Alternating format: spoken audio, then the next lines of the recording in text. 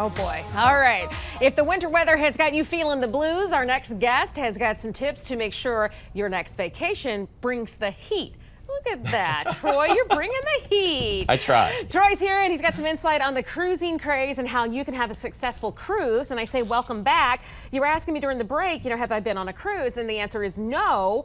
And it's a little difficult for me to do it now because my husband gets seasick. Yeah. Well, the beauty of the cruise industry, it used to be you had to do 5, 7 or more day cruises. Right. To entice more cruising now, you have shorter cruises. You can actually do a 3-day cruise. So it's oftentimes a great way for people who haven't cruised before to kind of ease their way in and really see. And also for seasickness, these ships are big. In many cases, you don't feel the waves on some of the larger ships that you do on some of the smaller ships. So that's something you might want to look at as well. Yeah, that's true. Okay, that's a good point. What is the popularity of cruising now? I mean, I see it all the time, and I'm like, wow, there's zip lining, there's a pool. It's crazy how popular it's become. And about 25 million people worldwide took a cruise last year, and that number is expected to increase this year. It's been increasing year over year ever since. Majority of those folks do come from North America, so Americans love to cruise. Yeah.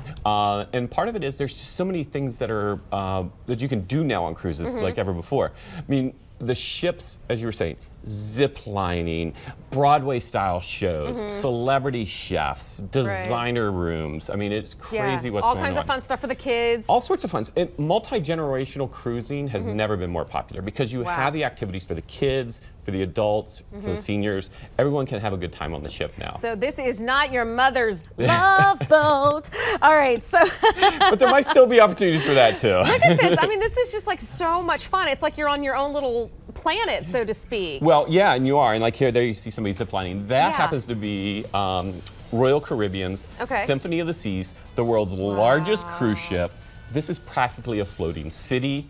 It has almost 9,000 people when you have the ship full with crew. I mean, these things are humongous. So let me ask you this. The safety on a cruise ship, we've talked to people who are like, oh yeah, travel and go here and go there. There's always safety concerns when you're in a different country and that sort of thing. Is it safer to be on a cruise than it is to be on land in a different country, in your opinion? Well, in many ways, yes. You have other considerations too. I mean, and we have to address things like, I know a lot of folks were worried about things like norovirus and things like that on the cruises I didn't even think and about things that. like that.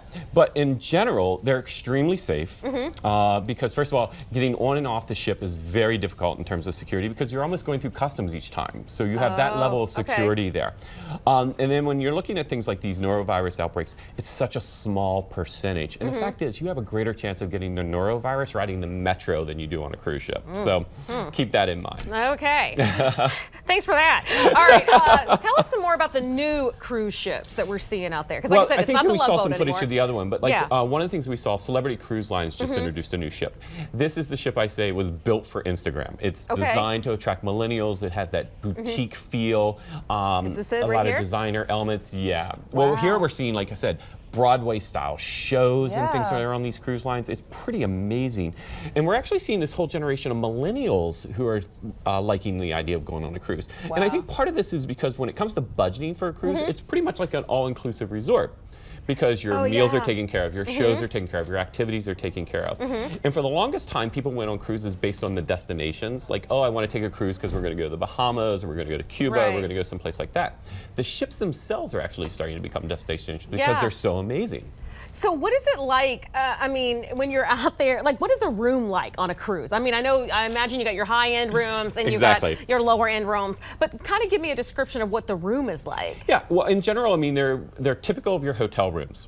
Okay. They really are. So it's not like a bunk bed situation? No. Okay. In some cases, for the kids areas and things like that, yeah, absolutely. But in general, they do look like your typical hotel room. Now, think about it this way. You're going to get what you pay for. Right. If you want to go on a budget and you're comfortable being in an inside stateroom with no window, that's fine. Oh, okay. However, we've even gotten so creative, they now have these digital windows where it appears like you're outside. Oh, that's pretty cool. On Disney cruises, they have one where Mickey's head pops over and says hi to you every now and then. So it gets really fun. I mean, we're in the private rooms. That's funny. Well, the cruise lines want you to be comfortable. Yeah. So they're doing their best they can to make Where's the best place on a ship to get a room? It really depends on your style of cruising. Okay. Some people really like to be able to see the ocean and they have to have a balcony. Okay. Other folks say no, they don't want that and they're willing to take that money and spend it on other things. They're have an inside room and do a spa day. So Yeah, it really just okay. depends on your type of travel. And I think that becomes the important thing to remember. These cruise lines all have personalities. They're all different levels. Okay. You have your party ships. Yeah. You have your luxury ships. You have your spa ships. So when you're looking at your cruise lines, if you really want to have a good experience, do your homework. Right, do your It's research. one of the areas where I highly recommend a travel agent. Okay. I'm not always saying that when you travel, I mean, I have a lot of fun booking my own Right, travel. right. But when it comes to cruise lines, there's so many little details. Having an agent who clearly understands all the different ships Yeah. and almost acts like a therapist for you. You know, like how do you like to travel? Because you're stuck on this ship sometimes, you know, for a couple day or days. two. What about insurance? Should we get insurance? You should absolutely get travel insurance. Okay. Good Yes, stuff. All absolutely. right, Troy. You could be our, our cruise guru. I love it. All right. Where do we find you and get more info? You can always follow me on social media. I'm the Gay Traveler, Okay. but I'm open to everybody. Gays and happy. I love it. All right, Troy, you're the best. Thank Thanks, you. Julie. All right, stay with us. There's more of Let's Talk Live coming up right after the break.